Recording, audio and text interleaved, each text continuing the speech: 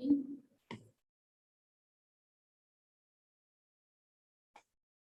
Is it okay to start? Okay.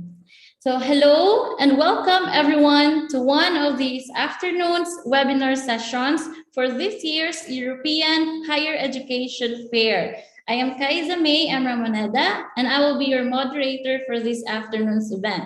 This afternoon's webinar is on the theme of your formula for the future innovation in natural and applied sciences. So we will be hearing from three professors in three European universities, namely Satakunta University of Applied Sciences in Finland, Uni La Salle Earth and Sciences in France, and Vrije Universiteit Brussels in Belgium. So these professors will provide us an overview of their universities, take us to a tour on the different facilities, and give us some insights about the academic life and also the social life of students in their university. So being an international student is truly a humbling and a one-of-a-kind experience. So being an alumni myself from a European university, so I did my master in molecular biology under the Inter-University Program of Molecular Biology, hosted by three universities in Belgium, namely KU Leuven, VUB, and the University of Antwerp. So I can give you a first-hand experience on my experience of being an international student. It is challenging, but it's really worth it. You get to be trained by world-class professors, and you get to experience firsthand the scientific equipment, the advanced equipment that they used for research in science and technology. So without further ado, let me introduce the speakers for this afternoon's event and join us as they take us on a tour on their universities. So for our first speaker, he is a senior advisor at the Faculty of Technology of the Satakunta University of Applied Sciences in Finland. He is a Master of Education, also known as a classroom teacher by training, but got sidetracked already while studying. He has built 3 startups, from which the most successful one created Minecraft Education and was sold to Microsoft in 2016. On 2018, he joined SAMK as a senior advisor to boost the Applied Science University's ability to train entrepreneurs and create startups. He's also heavily involved in the international side of the university. So let us welcome Professor Santiri Koivisto of the Satakunta University of Applied Sciences. Let us give him a round of virtual applause. Great to be here. Thank you. Should I do my 5 minutes now, or do you introduce everybody? You can do your 5 minutes. All right. So thank you very much. Let me quickly share my screen and get going. I'll also time myself so I don't go beyond 5 minutes. So yes, as mentioned, I come from Satakunta University of Applied Sciences. So a few words about why to choose Finland, why to choose Satakunta, and also our particular applied science university. I don't know if you have noticed, but actually, if you look at the globe perspective, Finland is the closest country for most Asian countries. So if your family is sort of a bit worried for you to go abroad for studies, you can say that you are in the closest place in European Union as possible. We are currently located in the western coast of Finland. So couple facts about Finland in general. Capital Helsinki, population 5.5 million, so a very small place. Very highly educated country, and almost everybody here speaks also English. Some famous brands from Finland you might notice, a lot of game brands like Angry Birds, Supercells, Clash of Clans, also Moomins, Santa Claus, Nokia, Marimekko for fashion and all kinds of things. Also, Slush is the biggest startup and investor meet in the whole world, and I'm going with my students or our students this year as well to Slush to build their businesses and meet investors as well. Now, some facts about Finland and why choose Finland. Well, we have the best universities in the world. We are the happiest country in the world. We're the safest country in the world and cleanest and greenest country in the world. So there's a lot of things going on for Finland. So I'm glad to be here, and of course lucky to be born in Finland. About Satakunta particular, I would only highlight those last two. So very clean and safe regions to study and live. A lot of nature, a lot of beaches, activities around, especially for somebody who likes to go out there and also leave the urban places once in a while. But more importantly, I would say that if you're looking to build your career also during your studies already, starting there with internships and part-time jobs, Satakunta is one of the most industrialized and export-oriented provinces in Finland, and we have a huge demand for tech talent. So a lot of opportunities for young minds to start their career from Satakunta. Now, a couple of facts about our particular University of Applied Sciences. We have a history that goes 140 years from now, about 6,000 students, 60 different nationalities, 400 staff members across 4 campuses, and we have about 13 different degree programs in English. Now, I think that SAMK is a really good size. It's like a big enough to have all the fancy laboratories and equipment and a lot of opportunities to study, but at the same time small enough to cater for someone's individual needs. So for example, if you are somebody who would like to build like a business while you are studying, like what I did when I was in the university, there's a lot of opportunities to use the laboratories, get guidance, get opportunities for finding investors, things like that. So really a student university that can do both, offer you the opportunities with the size, but also offer you individual support. Then we have a lot of badges from auditions and rewards, but maybe not that interesting for students.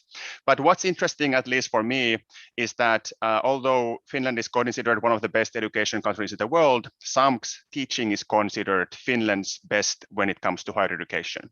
And also something like what I already mentioned is that due to the high demand of talent, there is a very high employment rate, the highest outside of the Helsinki region in Finland. So a lot of opportunities there.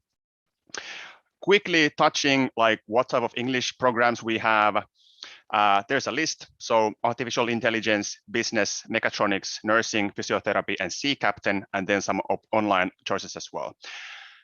This would be sort of the official part, but if I would say a couple of my own opinions here as well, is that I would say that if you are somebody especially interested in tech, like future tech, like AI, robotics, IoT, and so on, health tech, I think that for that type of person, SAMK has probably the best value proposition in Europe, or at least one of the best. We have over 200 AI, automation, robotics companies around, like a lot of opportunities to collaborate.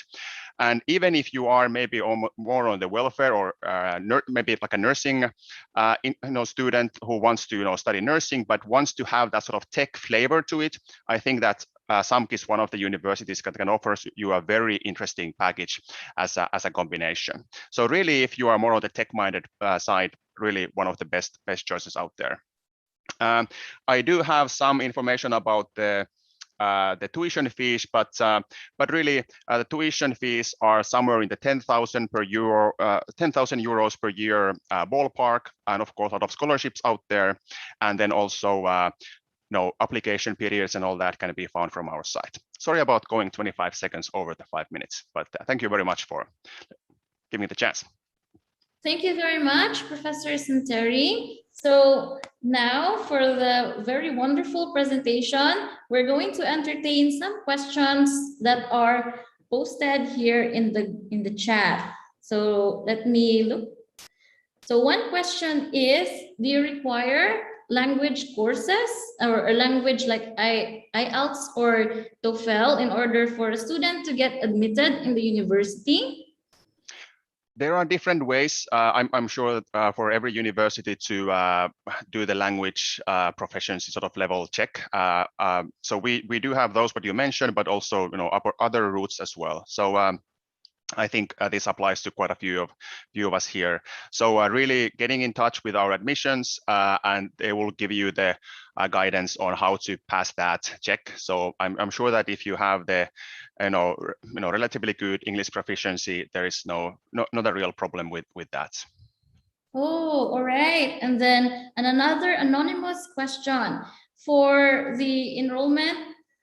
For a self-support international student, the people without a scholarship, do they need to show a bank statement or like a blocked account in the university before they can get admitted? This question goes slightly outside of my expertise, but there are different ways to show our Finnish immigration that you have the ability to sustain yourself in Finland. But obviously, what I would recommend is to get in touch with our admissions already, well in advance, and then also get in touch with potential, companies and other people around, so we can build you sort of a safety net that maybe there are already companies that might be interested in providing part-time jobs and things like that. So I think that it's something that just get in touch as soon as you can when you are planning, and then we can help you with all the sort of small details and what the levels might be in terms of euro a month, but also like how can you work your way to a situation where the amounts might be less because, for example, we can provide you a scholarship or something like that. So just get in touch. That would be the best answer to know more. Oh, all right. So we also have another anonymous question. For example, this might not be related to the university, but is there a higher rate of international or companies hiring international students after graduation, or there are a lot of international people working in Finland? Yes, so currently the number is growing very rapidly. I'm sure that this applies to all of Europe. But for example, just yesterday, there was Nokia, which is one very famous company, no longer making mobile phones, but it's once more in a growth track in Finland. So Nokia is doing very well. So they just had a session yesterday to hire and recruit some of our international students at the university, especially targeted for our international degree program students. So the demand is so high that just being active there, participating in those events, and there are a lot of opportunities there. The number is growing, so the networks for foreign people are constantly growing in Finland as well as like everywhere else in Europe. All right, so thank you for answering all of the questions, Professor Santeri, and then we appreciate your wonderful presentation and your concise answer to our queries from our students. So thank you very much. And then I will move on to the next speaker. Our next speaker is a professor at the Uni La Salle Earth and Sciences, France. So she is a degree holder in English, Literature, and Civilization from Normandy, France. She worked in the customer service of a French bank and began working at Uni La Salle just 3 weeks ago. So she will introduce us through the environmental values and give us an overview of all the sustainable programs that she found interesting in her university. So let us all welcome Professor Caroline Cuervois for her presentation about Uni La Salle Earth and Sciences. Let us give her a round of virtual applause, please. Thank you. Hi, everyone. So I begin just to feel sorry because I don't have a presentation. I have a technical problem with my presentation, so I will do without. There's no problem. So let me tell you more about Uni La Salle. So it's an engineering school, and at Uni La Salle, we are part of the La Salle network that was creating more than 150 years ago. So it's quite a while. About a few words about Uni La Salle. It offers engineering training in the earth, life, and also environmental sciences, but also since it's measured with easy Amiens in energy and digital technology.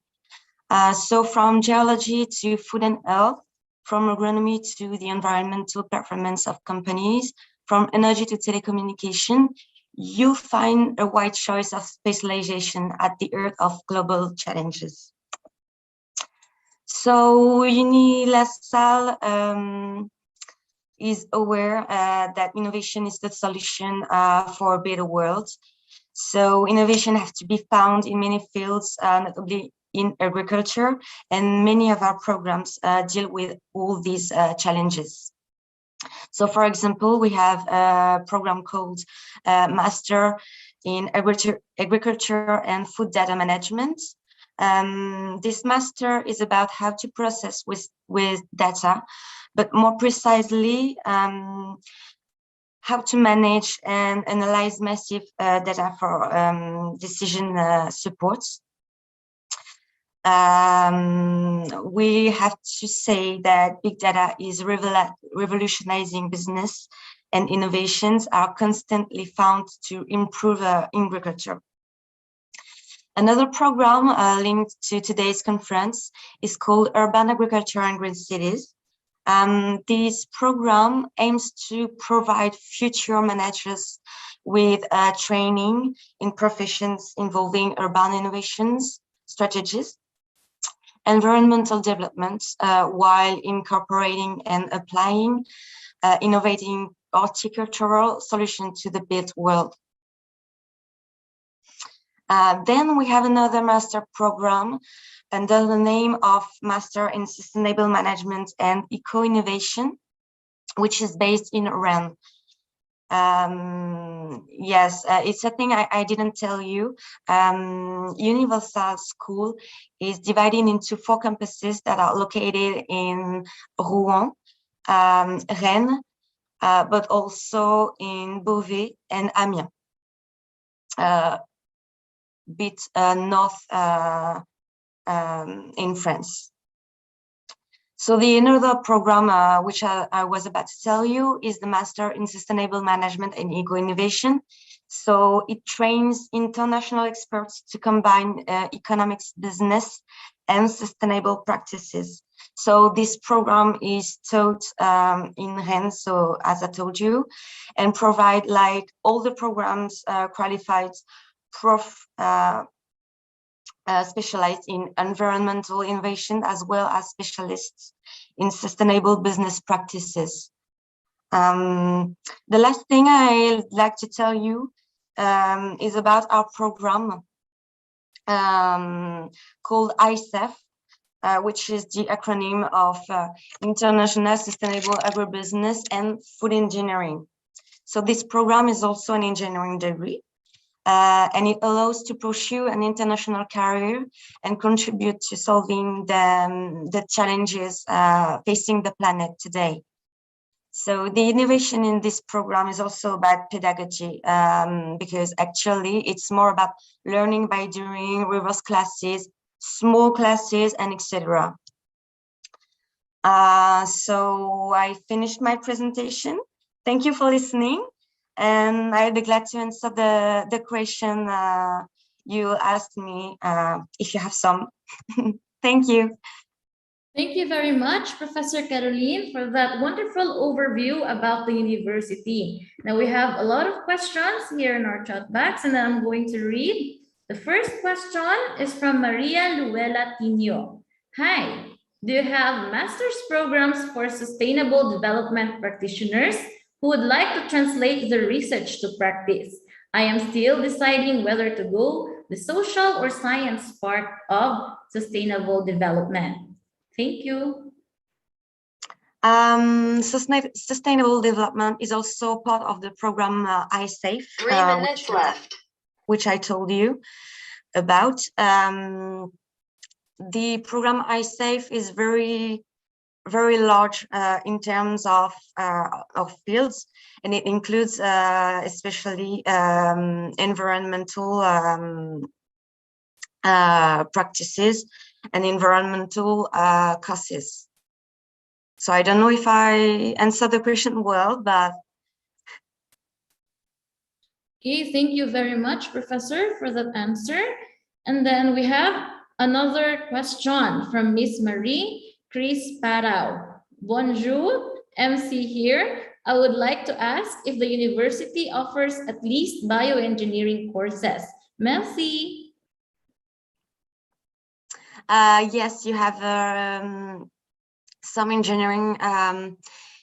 you I'm sorry, it's a bit out of my expertise, and it's been just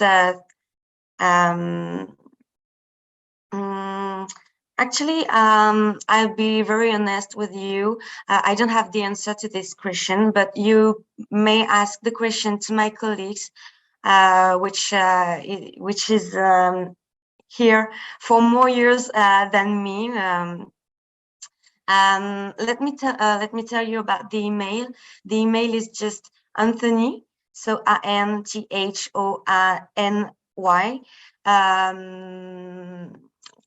dots VOISINE at unilasalle.fr. You can ask the questions you have in this email, and you have a quick answer. Okay, so students, please take note of the email provided by Professor Caroline.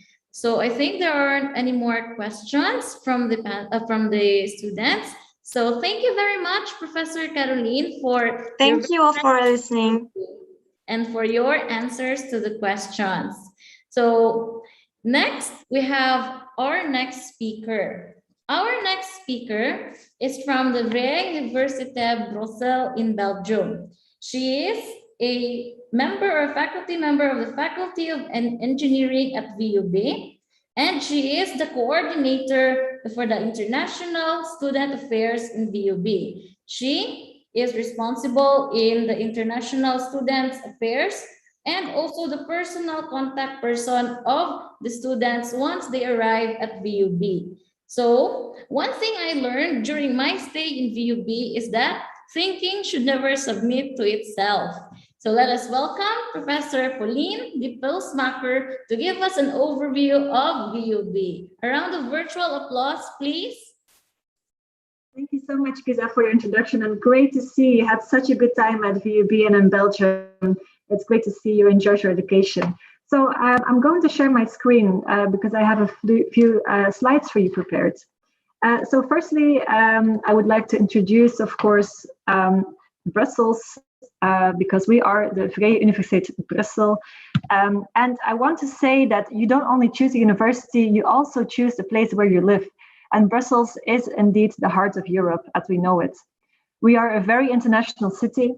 We have about 104 different languages and cultures, and 33% of our inhabitants are of foreign origin, in a city of about 1 million. So it's a small capital city compared to other capital places in the world, but highly international. Actually, second highest international share next to Dubai. So you will not feel left out here in our warm city of different cultures and nationalities. Brussels is also a student city. It's the largest student city in Belgium with about 100,000 students. And it's a very affordable way of life for students. We offer big discounts, for instance, for transport, for food, for accommodation. And so it's very affordable for students. Brussels is also a global village. It's very easy and short to travel within Europe.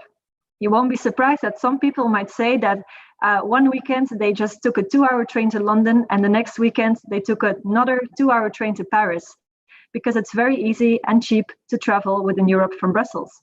Also, the airport is not far from VUB campus, only about 40 minutes.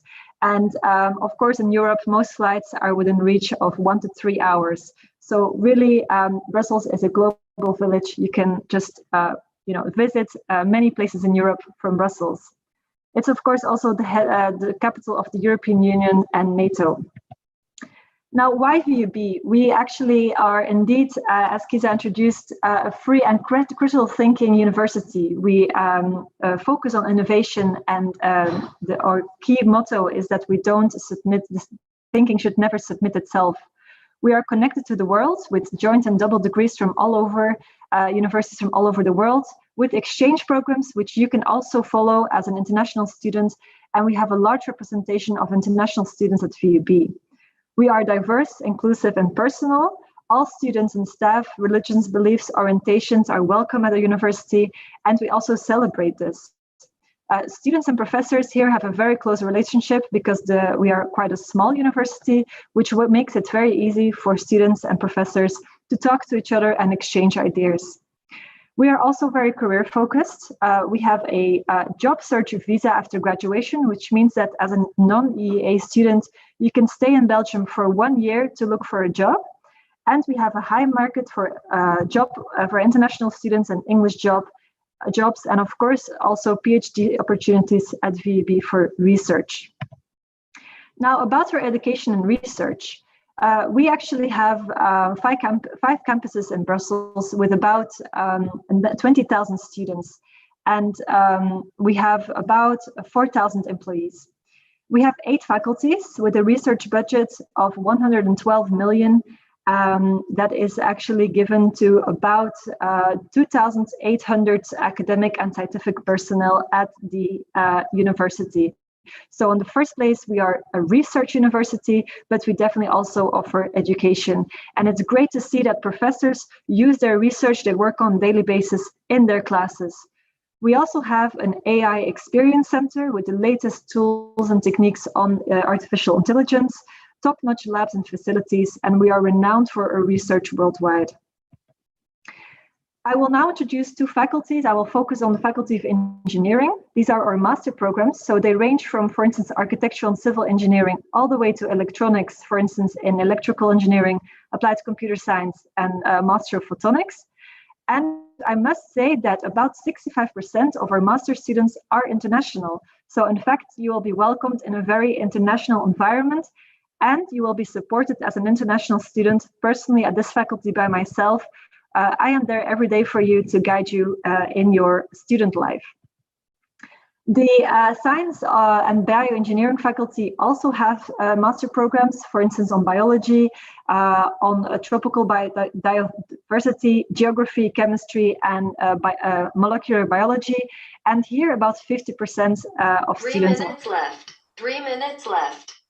The innovation is also at the key of our university, and we have certain groups of excellence in applied research. For instance, our advanced centers on photonics, media innovation technology, but also artificial intelligence, structural biology, and electronics informatics are at the key of our research.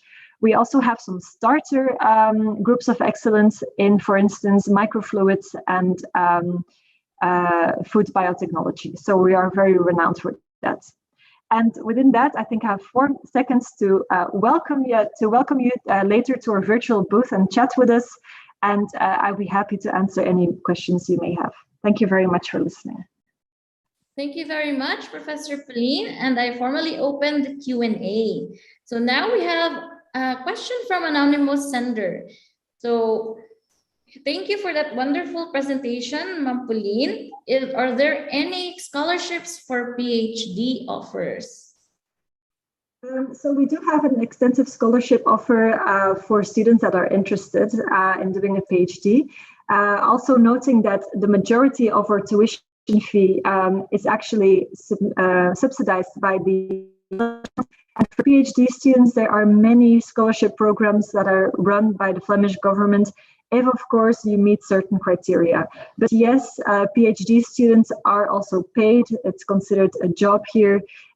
So you can definitely support yourself as a PhD student.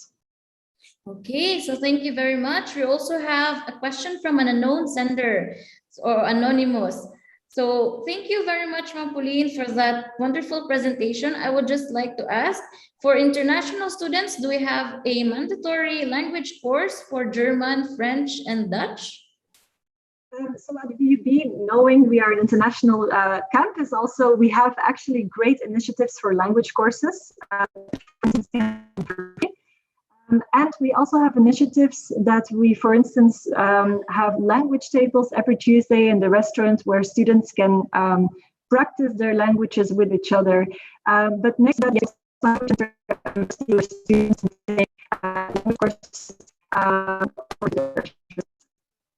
All right. Thank you very much, Professor Pauline. So we have another question from Alan Michael Mamites. Are there scholarships for non-EU students for MS molecular biology? So the great thing about the Flemish government education system here is that the tuition fees are heavily subsidized. So our tuition fees for non-EA students are already actually scholarship from the government, the fact that they're so low. From 2022. So it's they are, for instance, already at the start. So they actually range from 962 to, at least for the Faculty of Engineering, about 3,000. So, but they won't go much higher than that. Okay, so for the last question, I think we still have some. So how competitive is admission to your respective universities, and how will I find a good match for my qualifications? And also to add, are there any Erasmus internships remotely and physically? Yes, thank you for the question. So for the exchanges, we have, of course, the opportunity for international students to go on Erasmus with a scholarship guaranteed in Europe for internships or studies. And with regard to the admission criteria, quality, we are a qualityful university, and we value, of course, students with the right skills. And so, yes, we do have an admission process in place. But I must say that you are guided personally also with professors, for instance, in an interview to explain your skills. Okay. Thank you very much, Professor Pauline. So I think that's all it for the Belgium questions. Now, to clarify Ms. Carrie L's question for the France University, are there courses in Uni La Salle taught in English? Professor Caroline said all of the programs that she introduced earlier are taught in English, and you don't need to be fluent in French. So thank you very much. That closes our Q&A portion for all the three universities. Thank you, professors, for presenting your universities to us so that the students also have an overview on what do they expect during their international student journey. Thank you also for answering all of those questions and to give them an overview on everything that they need to know, the admissions, also what to expect when they arrive in Belgium, France, or Finland. So that's it for this afternoon session. Thank you everyone for coming, and we will see you all on the other sessions for this European Higher Education Fair 2021. So this is your moderator, Kaiser Ramoneda. I'm signing off. Thank you.